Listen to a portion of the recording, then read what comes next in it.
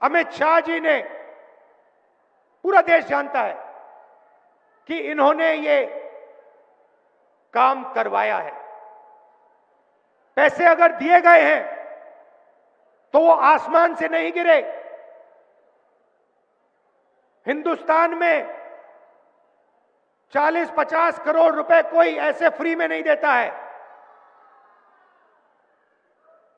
आपने कभी देखा है कि फ्री में कोई 40 करोड़ रुपए, 50 करोड़ रुपए किसी को दे रहा है? नहीं, सौदा हुआ था। धारावी की जमीन का सौदा हुआ है। इसीलिए एमएलए को करोड़ों रुपए दिए गए। कहां से आए? किसने ऑर्डर दिया? पूरा देश जानता है, बोलने की भी जरूरत नहीं है। पूरा देश जानता है कि जिस पैसे से एमएलए खरीदे गए उसको बांटने का ऑर्डर किसने दिया। महाराष्ट्र का 6 साल का बच्चा जानता है। और फिर प्रधानमंत्री आते हैं और कहते हैं कि राहुल गांधी रिजर्वेशन के खिलाफ है। मेरी बहन मुझे बता रही थी कि उन्होंने मोदी जी का भाषण सुना और उस भाषण में मेरी बहन ने मुझे कहा कि जो हम बोलते हैं वही मोदी जी आजकल बोल रहे हैं। पता नहीं, शायद मेमोरी लॉस हो गया है।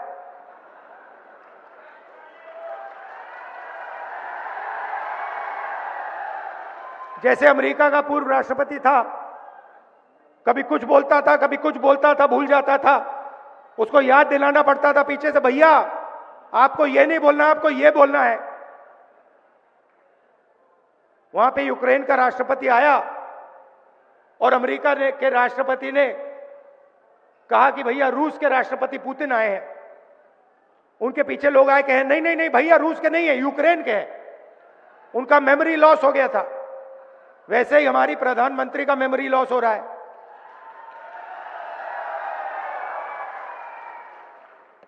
पता नहीं, शायद अगली मीटिंग में आपके पास आएंगे, कहेंगे भैया महाराष्ट्र की सरकार सोयाबीन के लिए 7,000 रुपए देती है प्रति क्विंटल।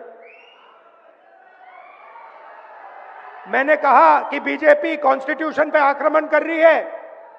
वो कहते हैं कांग्रेस पार्टी संविधान पर आक्रमण कर रही है। हर भाषण में मैं कह रहा हूं, मैं इसको लेके खड़ा हो रहा हूं, कह रहा हूं कि भाई इस पर बीजेपी आक्रमण कर रही है।